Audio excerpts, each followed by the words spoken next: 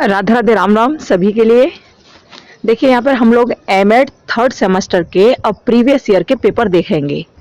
तो MEd third semester का जो प्रीवियस ईयर का जो पहला पेपर है 301A, जो एलिमेंट्री एजुकेशन वाला था, वो हमने यहाँ पर डाल दिया था। ठीक है, अब ये 301B है ना, ये भी पहला ही पेपर है। और लेकिन उसका बी वाला पेपर है, तो आपको ए या बी में से कोई एक लेना था। तो जिन बच्चों का ए था वो उसको देख लेना, लेकिन जिन बच्चों का बी है, प्री सर्विस और इन सर्विस वाला, वो इसको देख लेना। प्रीवियस ईयर में कैसे कैसे क्वेश्चंस आए थे एमएड थर्ड सेमेस्टर में, आप देख लीजिए, क्योंकि ऑब्जेक्टिव पेपर हुआ था पहले, 20-22 वाला सेशन था। तो अब वही वाला पेपर हम लोग देख रहे हैं। ठीक है, आपका जो पेपर होगा 1.5 घंटे के लिए होगा वो, और सबसे बड़ी बात, अधिकतम 100 मार्क्स लिखा हुआ है यहाँ पे। ठीक है, और ये जो है ना, 100 प्रश्न दिए जाएंगे, 50 आपको करने होंगे, ऐसा इसमें दे रखा है। ठीक है, अब की बार भी शायद ऐसा ही होगा कि 100 प्रश्न दिए जाएंगे, 50 करने होंगे, 1.5 घंटा आप पे टाइम होगा। तो देख लीजिए कैसे प्रश्न आए थे पहले, ये देख लीजिए एक बार। यहाँ पर पहला ही प्रश्न दे रखा है कथन और कारक वाला, कथन और तर्क वाला। तो उसको देख लीजिए, इसमें लिखा है शिक्षक को शिक्षा प्रणाली में मूलभूत सुधारों की केंद्र में होना चाहिए। और तर्क इसका ये है, क्योंकि शिक्षक राष्ट्र को अर्थव्यवस्था की अगली पीढ़ी को आकार देता है। हाँ, शिक्षक राष्ट्र व्यवस्था को अर्थव्यवस्था की अगली पीढ़ी को आकार देता है, मतलब दोनों ही सही लग रहा है, दोनों ही सही होंगे। सेकंड देखिए, शिक्षण को माना जाता है, तो शिक्षण को विज्ञान कला दोनों ही माना जाता है, दोनों इसमें ठीक होंगे। ठीक है, तीसरा देखिए, बीएस ब्लूम प्रवर्तक माने जाते हैं, तो बीएस ब्लूम जो है ना, वो मास्टरी लर्निंग मॉडल के प्रवर्तक माने जाते हैं। इसका आंसर थर्ड सही होगा, यानी कि सी सही होगा।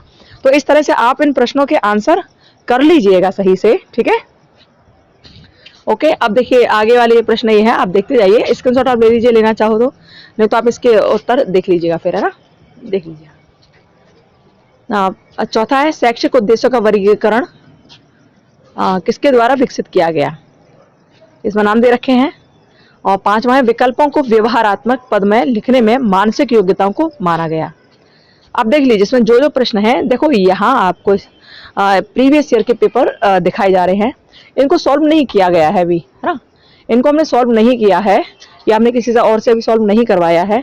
हमने सोचा प्रश्न आपके सामने होने चाहिए पहले, उन प्रश्नों को आप देखते हो कि प्रश्न आते कैसे हैं, तो इसलिए यहाँ पर प्रश्नों को लाया गया है। तो आप देख लीजिएगा प्रश्न कैसे आते हैं, और इसके हिसाब से आप लोग अपनी तैयारी कर लीजिएगा कि इस टाइप के प्रश्न भी आ सकते हैं। ठीक है, यहाँ पर शिक्षक दिवस कब मनाया जाता है, आपको पता ही कब मनाया जाता है ना, 5 सितंबर को मनाया जाता है। तो इस तरह से ही आप इन प्रश्नों के उत्तर बड़े आराम से कर ले जाओगे, कोई दिक्कत वाली बात नहीं, थोड़ा पढ़ लेना, बस हो जाएगा काम आपका। ऐसे प्रश्न आते हैं, बहुत टफ आते नहीं है। अब जैसे एनसीटी का जो हेड ऑफिस है, वो कहाँ, क्या लिखा, कहाँ है, कहाँ स्थित है, तो यहाँ पूछा गया, तो कहाँ दिल्ली में है कि जयपुर में है कि लखनऊ या मैसूर में है, तो आपको बताना होगा। तो इस तरह से आप देख लीजिए प्रीवियस ईयर के क्वेश्चन आते हैं, स्क्रीनशॉट लेना चाहो ले लो, और नहीं तो पढ़ना चाहो तो इनको पढ़ लो, एक आइडिया आपको लग जाएगा। और अभी जो आपके एमएड के एग्जाम होंगे, उनके सारे पेपरों का सॉल्यूशन आपको यहाँ मिलेगा, बीएड और एमएड का पूरा, टेंशन नहीं लेना। और ये तो यहाँ ये वाले पेपर तो इसलिए सॉल्व नहीं किए गए क्योंकि पहले के हैं, ये सोचा कि चलो पहले आपको पेपर एक बार दिखा दूं, यदि लगेगा कि हाँ पेपर सॉल्व करके डालने हैं तो आप हमें बता देना, पेपर सॉल्व करके डालने, तो इसके आंसर हम फटाफट बताते चले आएंगे फिर बाद में, है ना। यदि ऐसा आपको लग रहा है कि हाँ पेपर सॉल्व होना चाहिए, तो फिर आप बता देना, तो उसके आंसर फिर हम जल्दी जल्दी आपको टिक करके बता देंगे। ठीक है, तो देख लीजिए, कुछ प्रश्न थोड़ा क्लियर नहीं है क्या। अब देखिए, मुक्त एवं दूरस्थ बीएड कार्यक्रम का मुख्य उद्देश्य क्या है, जो हम लोग देखते हैं ना, ओपन एंड डिस्टेंस एजुकेशन, इसका मुख्य जो उद्देश्य है वो क्या है, ये पूछा गया है इसमें। ठीक है, अब सूक्ष्म शिक्षण के बारे में पूछा जाता है, माइक्रो टीचिंग क्या है, जो आप कर चुके हो, वो सारी चीज पूछी जा रही हैं। लास्ट में देखो कौन शिक्षण कौशल नहीं है, तो इन सब में जो ये है ना, सत्रांत परीक्षा आयोजित करना, ये वाला नहीं हुआ इसमें। ठीक है, कंडक्ट एनुअल एग्जाम, ये वाला नहीं हुआ, कि सब तो इसमें स्किल्स हैं ही बीएड वालों के लिए। ओके, इस तरह आप आराम से देख सकते हो कि कैसे क्वेश्चन आंसर आते हैं, कैसे आते हैं प्रश्नों में इसमें एमएड में। ठीक है, छात्रों द्वारा पूछे गए प्रश्न का उत्तर न आने पर शिक्षक को क्या करना चाहिए? तो आप अपने हिसाब से सोचना कि क्या करना चाहिए। यदि उत्तर ना आए तो क्या करना चाहिए? अन्य लोगों से प्रश्न पूछोगे कि नहीं पूछोगे, या उसको डांट के फटकार के बैठा दोगे? हाँ, सोच कर बताना।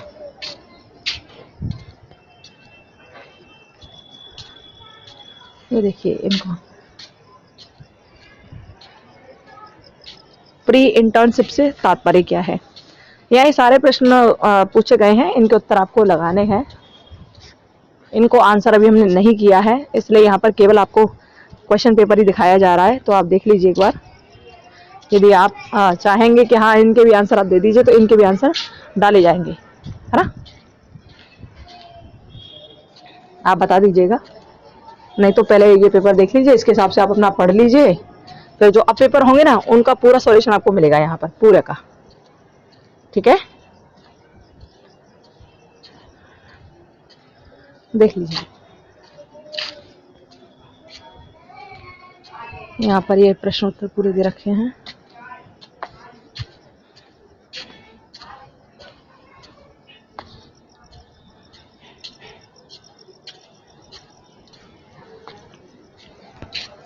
ये देखिए इसमें क्या है, संकाय सुधार कार्यक्रम किससे संबंधित है। तो ये पूछा गया है संकाय सुधार कार्यक्रम किससे संबंधित है। इंग्लिश में भी देख लीजिए, फैकल्टी इंप्रूवमेंट प्रोग्राम इज क्या लिखा है, एसोसिएट विद, ठीक है। देख लीजिए इस तरह के प्रश्न आते हैं एमएड में, और ये प्रश्न बहुत कठिन नहीं है, बड़ा आप आराम से कर ले जाओगे, थोड़ा सा पढ़ लोगे तो भी आराम से हो जाएंगे। कोई बहुत कठिन विषय नहीं है, बहुत कठिनता नहीं आएगी आपको। 301 का पेपर है ये, देख लेना। ओके, ऐसा पेपर आया था 2020-22 वालों का, एमएड थर्ड सेमेस्टर का।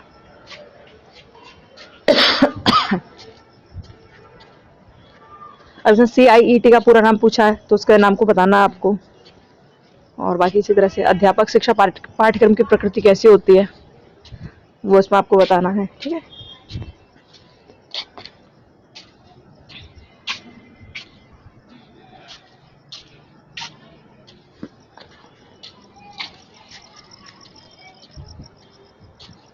इस वाली वीडियो बनाने का मुख्य उद्देश्य ये था कि आपके सामने क्वेश्चन आ जाए कि प्रीवियस ईयर में कैसे क्वेश्चन आए थे, जिससे आपको एक रूपरेखा पता चल जाएगी कि किस तरह के क्वेश्चन पूछे जाते हैं और हमें किस चीज़ में ज़्यादा पढ़ना चाहिए। तो बस इसलिए यहाँ पर ये क्वेश्चन लाए गए हैं। सिर्फ क्वेश्चन ही क्वेश्चन आंसर नहीं लाए गए हैं, आंसर के लगेगा कि हाँ होने चाहिए तब भेज दिए जाएंगे, लेकिन यहाँ सिर्फ आप ये क्वेश्चन देख लीजिए, क्योंकि टाइम ज़्यादा है नहीं, टाइम कम है, और टाइम कम है तो फिर क्वेश्चन तो कम से कम सामने होने ही चाहिए अपने ना।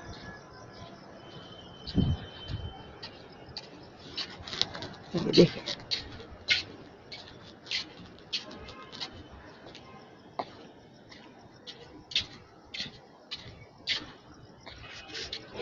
निम्न में से कौन सेवाकालीन शिक्षक प्रशिक्षण कार्यक्रम का अनुवर्ती है, पूछा गया।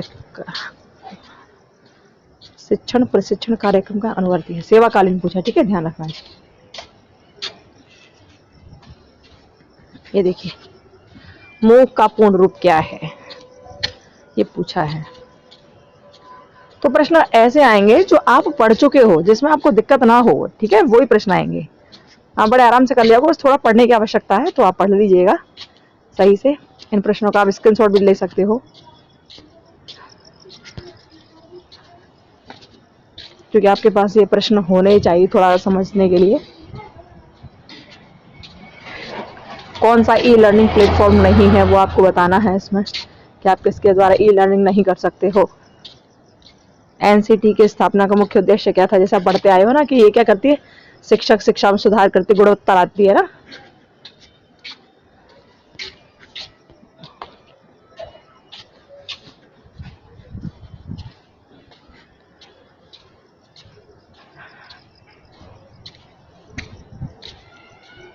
ओके, ये पेपर 301 का बी चल रहा है, ठीक है, प्री सर्विस इन सर्विस वाला।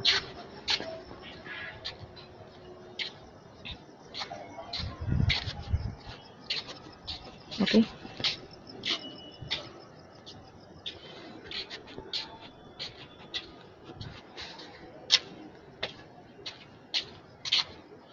देखिए इसको भी पूरा,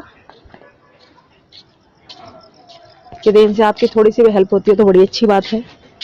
ये क्वेश्चन तो कम से कम आपके सामने होंगे, आपको एक आइडिया तो लग ही जाएगा कि पहले कैसे प्रश्न आए थे तो अब कैसे आ सकते हैं, क्योंकि फॉर्मेट बहुत ज़्यादा चेंज होकर नहीं आता है, उसी प्रकार के प्रश्न आते हैं, थोड़ा बहुत ही चेंज होता है, बाकी सब वैसे ही आते हैं। तो इससे आपको एक आइडिया लग जाएगा। ठीक है, इसमें देखिए सूक्ष्म शिक्षण व्यवस्था का प्रथम पद क्या है। तो पहला पद क्या है सूक्ष्म शिक्षण में, यानी कि आप माइक्रो टीचिंग करते हो तो उसमें फर्स्ट स्टेप होता क्या है, यहाँ पर ये पूछा गया है। तो आपको पता है पहले प्लानिंग करते हैं, क्या करते हैं, पहले प्लानिंग करते हैं। जब प्लान आप बना लेते हो तो फिर क्या करते हो, प्लानिंग के बाद उसे पढ़ाते हो ना, टीचिंग करते हो। उसके बाद क्या करते हो आप, टीचिंग कराने के बाद उसके बाद आपको फीडबैक मिलता है, तीसरा स्टेप पे फीडबैक मिलता है। फिर फीडबैक मिलने के बाद आपको पता चलता है कि आपकी कमियां हैं या अच्छाई हैं क्या है। यदि कमी लगती है तो आप फिर दोबारा से रिप्लान करते हो, उसे रीप्लान करते हो, है ना। रिलेशन प्लान करने के बाद फिर दोबारा आप उसे रीटीच करते हो, उसके बाद फिर रीफीडबैक फिर मिलता है। इस तरह आपके 6 स्टेप में माइक्रो टीचिंग पूरी हो जाती है। ठीक है, तो पहला आपको बताना है इसमें क्या है। चलिए इस तरह से ये है आंसर, ये आंसर है ये, सॉरी क्वेश्चन है, आप देख लीजिएगा और बस आपको एक आइडिया लग जाएगा कैसे कहाँ है।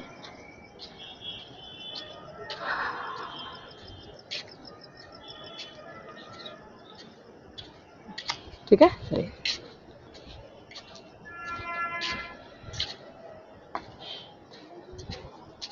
पेपर तो अच्छा है, मतलब इजी है, टफ नहीं है। इजी आप पढ़ोगे तो आपको टफ नहीं लगेगा, थोड़ा थोड़ा पढ़ लोगे तो भी आपका निकल जाएगा, कोई दिक्कत नहीं है, बस पढ़ लेना जरा। हम तो ये सोचा था कि थोड़ा उस तरह से यहाँ पर डाल दें पेपर पूरा, जैसे थ्योरी बेस्ड डाल दें, तो यदि टाइम मिला तो जरूर डाला जाएगा। थ्योरी बेस्ड जल्दी जल्दी डाला जाएगा, लेकिन तो आप उसको एक एक बार देख लोगे तो मुख्य मुख्य चीज़ में आपको पता चल जाएगी। लेकिन पहले इस तरह के पेपर देख लो आप, किस तरह का पेपर आएगा। ठीक है, इस तरह का पेपर आपका आएगा एमएड 3rd सेमेस्टर में।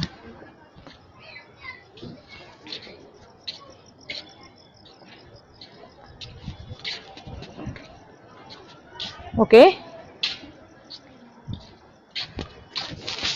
ये देखिए ये इसका लास्ट पेज है, बड़ा मुश्किल से मिल पाए हैं ये प्रश्न भी,